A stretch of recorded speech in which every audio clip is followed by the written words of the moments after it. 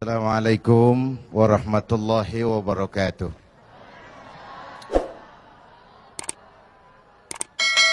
Mohon maaf macetnya jalan, tetapi kan terlambat lebih baik daripada nggak datang sama sekali. Itu dalilnya orang yang terlambat. Terima kasih Ustadz kita tadi yang sudah mengisi waktu dan memberikan arahan yang sangat baik buat kita semua dalam pembicaraan mengenai puasa dan membangun gaya hidup. Setiap ibadah yang dikerjakan dengan benar pasti punya dampak dalam memperbaiki moral orang yang melaksanakan ibadah itu sendiri. Sehingga ibadah itu ada asarnya, ada pengaruhnya. Tidak hanya hal bersifat temporer, tapi membangun kepribadian. Kalau Ramadan pakai jilbab, selesai Ramadan selesai jilbabnya, itu musiman. Itu belum membentuk kepribadian.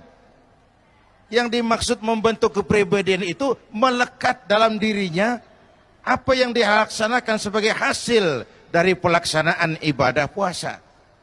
Kalau sekedar trendy-trendian, sekedar musim-musiman, itu belum merupakan kepribadian. Gaya hidup bagaimana yang dibentuk oleh ibadah puasa?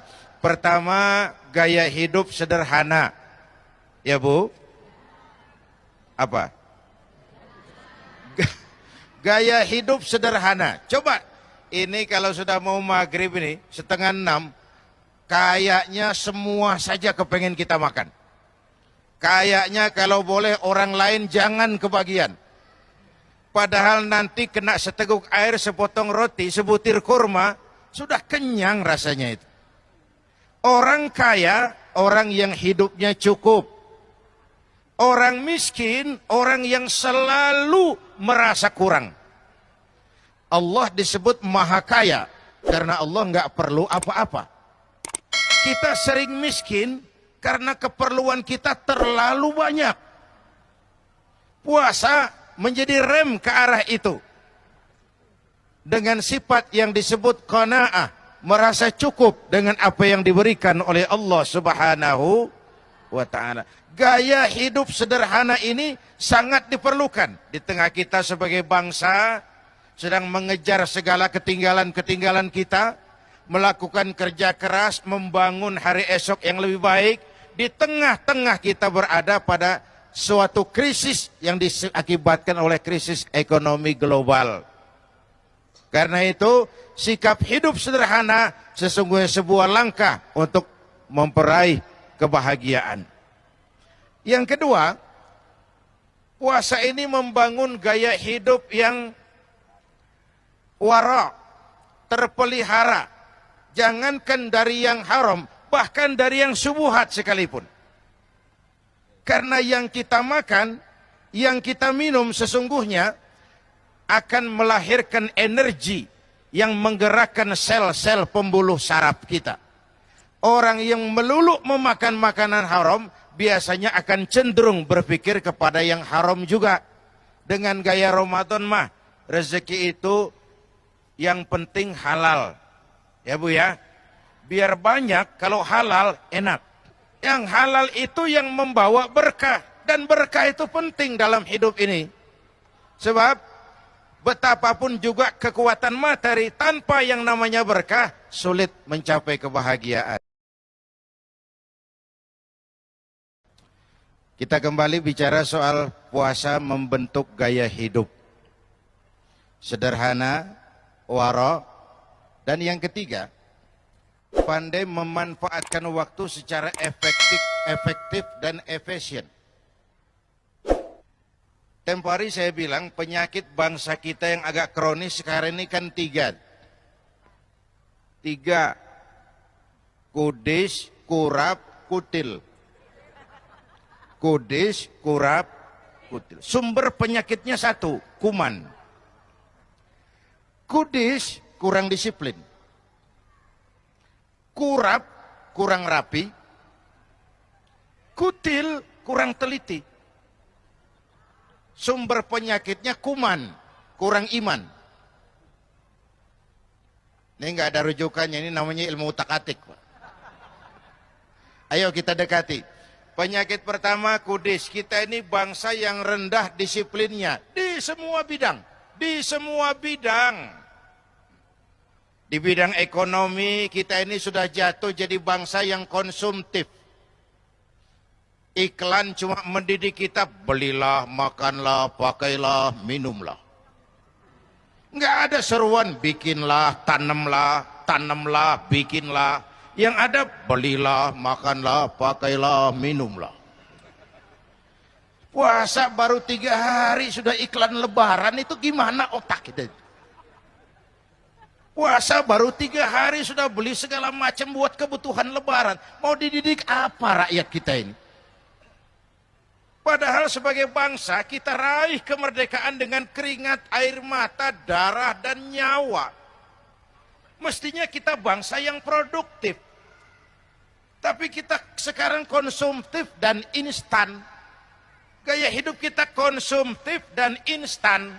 Tahu instan? Ogah keringetan.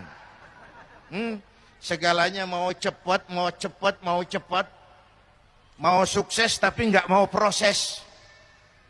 Kudis, itu tol tadi macet bukan hanya karena kendaraan terlalu banyak, tapi kadang faktor seenaknya di jalan itu loh. Udah mobil tua, yang nyopir tua di kanan terus. Capek yang belakang itu. Kudis. Biar Ramadan kelihatannya gaya santai, tapi jangan seenaknya. Ada nuansa menggunakan waktu yang efektif. Ngabuburit, tapi ya diisi dengan yasinan. Jangan lalu kelayaban di mall, lalu berpotensi mengurangi nilai pahala. Itu saya kira. Berpotensi mengurangi nilai pahala. Karena apa? Agak sulit jaga mata. Yang nggak boleh itu kan ngeliatin itu. Kalau kelihatan, itu rezeki. Al-ula laka wa thaniyatu alaika. Yang pertama rezeki, yang kedua dosa, ulangannya itu. Nah, saya balik kepada soal kudis. Gaya hidup kita ini sudah instan. Saya bilang korupsi agak sulit diberantas kalau petinggi-petinggi kita disiplinnya takut atasan. Bukan takut Tuhan. Penjilat, jual muka, setor wajah. Kan itu yang musim sekarang. Sama seperti anak muda tengah malam naik motor ngebut. Perapatan lampu merah nyodok terus. Dicegat sama polisi. Berit. Iya pak. Minggir. Siapa? SIM? Ada pak. STNK? Ada pak. Tahu lampu merah? Tahu pak. Kenapa jalan terus? Saya nggak tahu, ada bapak. Kan begitu disiplin kita sekarang tuh. Itu kan disiplin takut atasan, bukan takut Tuhan. Nah puasa ini menanamkan rasa disiplin otonom yang tumbuh dari dalam. Yang kedua, penyakit kita kurang rapi. Kita ini bangsa yang lemah manajemennya, sering amburadul birokrasinya. Kita bisa membangun masjid, tapi memanage masjid kita kalah. Kita bisa bangun sekolah, tapi bersaing kita kalah. Yang terakhir tadi apa? Kutil, kurang teliti. Ini masyarakat kita sekarang masyarakat cepat heran, gampang kagum. Ada nabi baru, ada aja yang ikut. Ada aliran aneh, ada aja yang masuk. Masyarakatnya lagi kutil, kurang teliti. Masyarakat mall, coba lihat nih ibu-ibu. Kalau ada mall baru, rame-rame dia pergi. Sebelah sana buka, rame-rame ke sana. Enggak belanja. Numpang heran doang. Ayo ngaku lu, ngaku. Numpang heran. Masyarakat kutil. Nah puasa melatih kita untuk bersikap hati-hati. Ada orang yang tidak suka digosipkan. Itu sehat.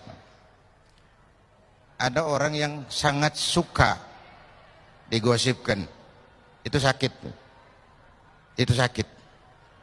Oleh karena itu, mumpung suasananya suasana Ramadan, mari kita kembangkan sikap menjaga lidah. Saya kembali ke awal, kecil bentuknya tapi besar akibatnya. Terluka karena pedang 2-3 bulan boleh sembuh, terluka karena lidah seumur hidup orang akan tetap sakit. Karena itu seseorang akan selamat kalau ia pandai menjaga lidahnya. Ini dulu karena keterbatasan waktu. Insya Allah kesempatan lain kita jumpa lagi. Kita akhiri dengan sama-sama menyampaikan istighfar kita. Astaghfirullah Rabbal baraya, astaghfirullah minal khataya, astaghfirullah